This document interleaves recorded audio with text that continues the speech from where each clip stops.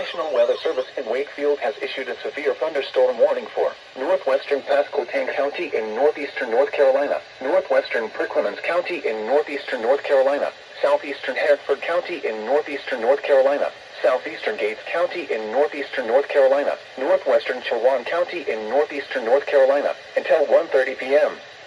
At 12:52 p.m., severe thunderstorm was located over Gatesville, moving east at 35 miles per hour. Hazard, 60 miles per hour wind gusts and nickel-size hail. Source, radar indicated. Impact, expect damage to trees and power lines. This severe thunderstorm will be near Gatesville around 12:55 p.m. Hobbsville around 1 p.m.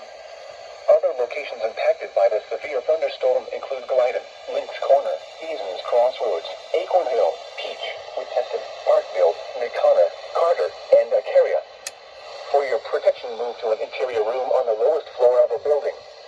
Please report severe weather by calling 757-899-2415, posting to the National Weather Service Wakefield Facebook page, or using Twitter at NWS Wakefield.